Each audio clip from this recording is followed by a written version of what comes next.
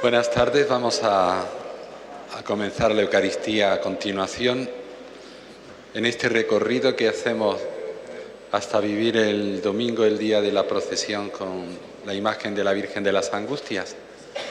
Vamos a estar en esa disposición de contemplación de la fe de la Virgen, para ayudarnos a dar ese salto de lo que es una devoción, donde el cariño y el afecto necesitan unirse también a un crecimiento en la unión con Dios y a sentir que su presencia acompaña también nuestros pasos.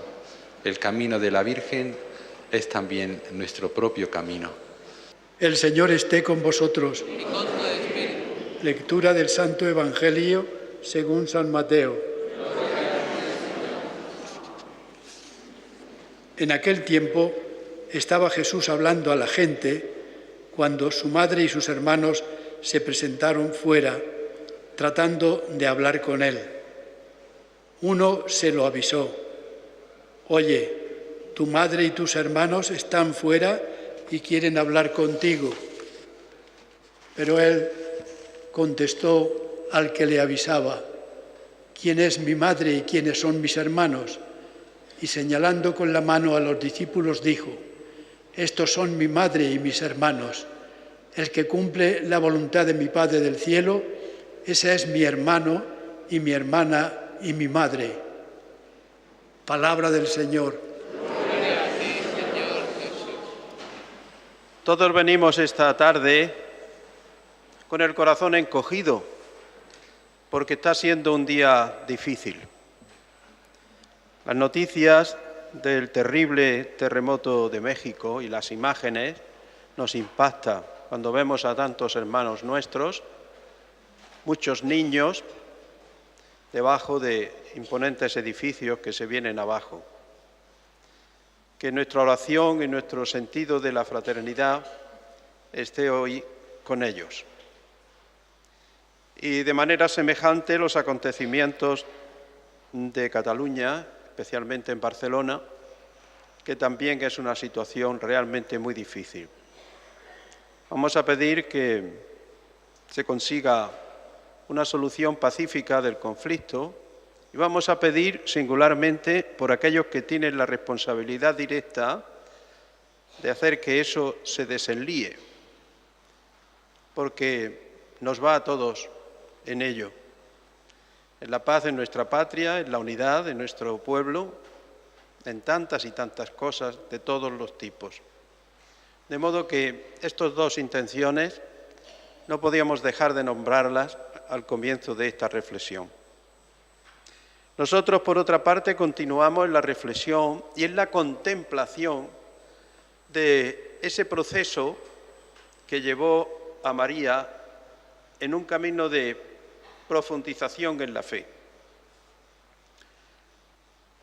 Os dije que esta idea es una idea del Concilio Vaticano II en la parte de la Constitución sobre la Iglesia que trata de la Virgen María. Hemos reflexionado sobre lo que podíamos llamar la vida privada de Jesús y ahora hoy vamos a contemplar la actitud de María durante la vida pública del Señor, esos 3 años que Jesús estuvo andando por los campos de Galilea, por las ciudades de Judea, hasta que llega a Jerusalén, cerca ya entonces de la Pasión. Pero todo ese tiempo es tiempo de predicación de Jesús, de milagros, de cercanía a los enfermos, de perdón de los pecadores, de acogida a los alejados, de tantas y tantas cosas que llamamos la evangelización. Con su palabra y con sus hechos abrió el corazón y mostró el corazón de Dios encarnado, hecho hombre, para convivir con nosotros y decirnos cómo es Dios y cómo nos ama Dios. La Virgen María, pues anduvo todos esos caminos. El Evangelio no es excesivamente explícito, pero sí nos la sitúa en varios momentos cerca de Jesús. Bien con un grupo de mujeres que asistían al Señor, María de Cleofás, María Salomé, María Magdalena, otras veces con familiares suyos, con parientes de Jesús que bajan de Nazaret también. Y en ese ir y venir, pues escucha las palabras de su hijo. De esa manera, la madre se hace discípula. Estamos celebrando la misa que en el misal viene con ese título, María, discípula del Señor.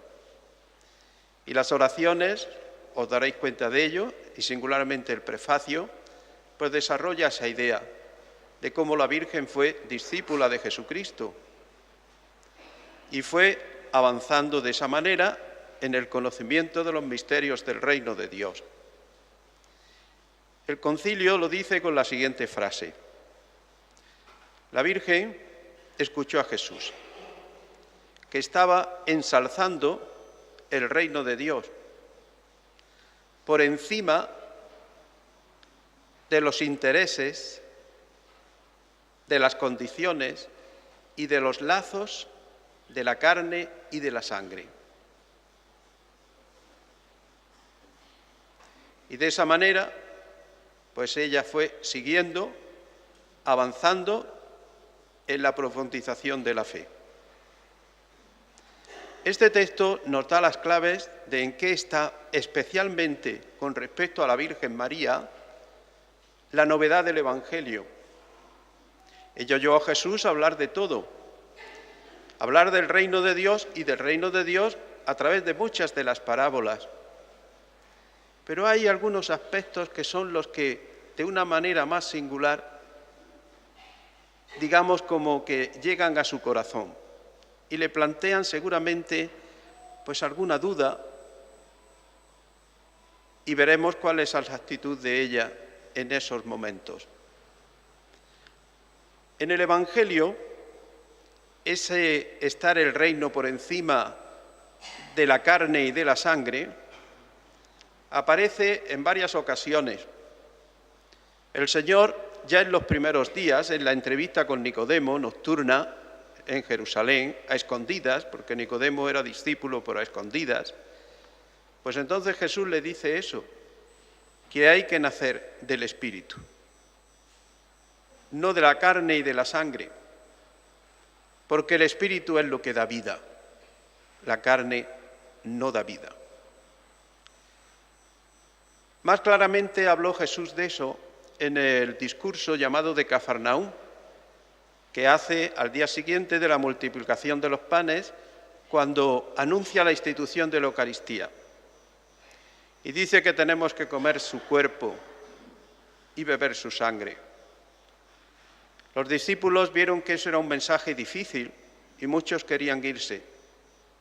Pero Jesús, cuando vieron que ellos protestaban porque era difícil eso, pues entonces añadió esa frase: son el espíritu y la vida vienen precisamente del espíritu y no de la carne. El que nace de la carne es carne y carne mortal. El que nace del espíritu participa de la vida y participa de la vida y de la vida del reino, que es una vida de vida eterna. De tal manera que hay sitios en el Evangelio, y hay otros más, en que se compara lo que es nuestra condición humana y lo que es la condición humana renovada por el Espíritu que nos trae Jesús. Esa visión la desarrollará admirablemente San Pablo en sus cartas, singularmente en la carta a los Romanos. Dice que tenemos que ser nosotros hombres espirituales, que mientras seamos hombres carnales, lo cual no hace referencia solo a los aspectos textualmente carnales o sexuales, sino que se refiere a todo lo que es el hombre pecador. También ahí entra la soberbia, también entra ahí el egoísmo, también entra todas aquellas cosas que hacen del hombre un hombre pecador. Ese vive de la carne. Pero los que viven del Espíritu, esos son hijos de Dios y esos están en el camino de la salvación. Tenemos, por lo tanto, en la vida cristiana que esforzarnos por vivir del Espíritu y no dejarnos esclavizar por el hombre viejo, antiguo, que ese vive de los movimientos y de los atractivos de todo lo que es el hombre carnal, en toda su amplitud. Pues esa doctrina la aplica Jesús de una manera que directamente va al papel de la Virgen María. ¿Habéis escuchado el Evangelio? Ese es uno de los sitios. ¿Qué pasó? Pues estaba Jesús predicando y vinieron su madre y sus hermanos, en el sentido amplio, sus familiares, y le dijeron, estaba toda la gente reunida alrededor de Jesús, ellos no podían acercarse, le avisan, ahí están tu madre y tus hermanos. Y la respuesta de Jesús no pudo ser más rápida. Y dice, ¿y quiénes son mi madre y mis hermanos? Los que escuchan la palabra de Dios y la guardan, esos son mi padre y mi madre y mis hermanos. Están haciendo, en palabras de Jesús, una nueva realidad. Sin despreciar a la familia humana, está creando una familia nueva, donde las relaciones son las relaciones que crea en nosotros el Espíritu de Dios. Somos hermanos en el Espíritu. Y eso es lo que quiere decir Jesús. Pero oída esta palabra por parte de la Virgen, no me digáis que no sonaría verdaderamente rara. ¿Quiénes son mi madre y mis hermanos? Los que escuchan la palabra de Dios y la guardan. No supone esto nada más que una aclaración, una pedagogía. De ninguna manera significa un poner a la Virgen en menos. Porque decidme a mí, ¿quién escuchó mejor la palabra y la guardó en su corazón que ella? Y por lo tanto lo que hace es darnos un nuevo título de gloria de la Virgen, Madre de Jesús, pero al mismo tiempo discípula predilecta y feliz porque escucha la palabra y la cumple y la vive en su corazón. Hay otro sitio del Evangelio tan muy conocido, que lo habéis oído muchas veces y que siempre pues también nos llama la atención. Entonces fue cuando estaba Jesús hablando y lo hacía tan bien, pues que una mujer del pueblo, pues exaltada, pues dijo esa frase, dichoso el vientre que te llevó y los pechos que te amamantaron, bendita sea tu madre. Anda. Y Jesús, en lugar de decir, pues gracias, porque efectivamente tengo una madre, pues no, dice, dichosos más bien los que escuchan la palabra de Dios y la cumplen. Bueno, es una corrección parecida a la anterior, en la cual Jesús pone, por lo tanto, la obediencia a la palabra de Dios y la inserción en ese movimiento que es el seguimiento de Jesucristo, la escucha de su palabra y el vivirla intensamente, lo pone eso por encima de los lazos de la carne y de la sangre. Pero aquí también, igual que en el otro texto, pues la Virgen María, por los dos títulos, verdaderamente es grande y es gloriosa. Por lo tanto, la línea no significa que Jesús haga menos o haga de menos a su madre, sino que puntualiza dónde está la grandeza. Y la grandeza está más en esto, en ese nuevo reino de Dios, donde lo que vale es el Espíritu, la obediencia a Dios y el seguimiento de Jesucristo y la fe en Él. Eso es verdaderamente lo que vale. Y eso lo tuvo que aprender también la Virgen María. Ella, en ese camino de discipulado, pues al oír estas frases, que verdaderamente chocarían un poco extrañas en su corazón, pues tiene que guardarlas también como las anteriores en su corazón, meditarlas y acogerlas con disponibilidad y con buena voluntad para ir avanzando en el conocimiento de su Hijo, en primer lugar, del misterio de su Hijo, avanzar más todavía y después ir avanzando en el conocimiento del reino de Dios. Este es el aprendizaje de la Virgen María, discípula de Cristo. María evangelizada por Jesús. Así se fue preparando poco a poco, a través de estos años, lo que será la culmen del descubrimiento, que pasará el día de Pentecostés, cuando ella también reciba el Espíritu y conozca más todavía por la acción del Espíritu y recordando las palabras de Jesús, muchas cosas que no los pudo comprender durante su vida, ni siquiera al pie de la cruz. Entonces todo eso es cuando se lo conocerá y será verdaderamente no solo la discípula primera y predilecta, la más avanzada en el conocimiento de la palabra de Jesús, sino que será, sobre todo, el primer miembro de la Iglesia. La Virgen comenzó siendo, pues, una fiel israelita, muy devota, muy creyente, como hemos visto, y hasta ahora, pues, una hija del pueblo de Israel. Y eso eran los apóstoles y ella misma. Pero siguiendo la palabra de Jesucristo, fue encontrando el mensaje de la novedad del reino de Dios, que nos trae el mismo Jesús con su divinidad y que nos va a traer en su misterio pascual de muerte y de resurrección y el nacimiento de la Iglesia.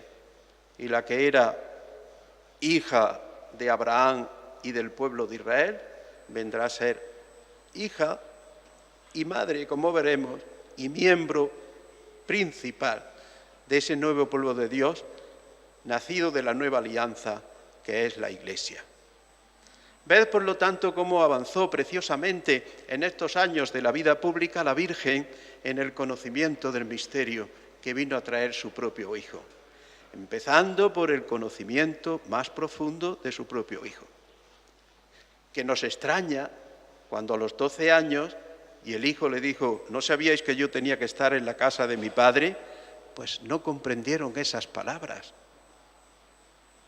De ahí hasta el conocimiento perfecto de la divinidad de su Hijo, de aquel que ha estado con ella y que se ha criado en sus entrañas, pues hay un paso y hay un proceso, el mismo que siguieron los apóstoles, seguramente ella de una manera más plena porque estaba asistida por la gracia inmaculada y por lo tanto un proceso, digamos, favorecido por la acción de la gracia de Dios en ella y por su singularidad, pero un proceso que vivió y que es un ejemplo para nosotros, porque también nosotros tenemos que avanzar a semejanza de ella en el conocimiento cada vez más perfecto del misterio de Dios y hacer que nuestra adhesión a Jesucristo, nuestro sentido de lo que es vivir una vida propia de hijos de Dios, hombres y mujeres espirituales, y nuestra lucha contra las tendencias humanas pecaminosas que nos llevan por el camino de la tiniebla y del mal.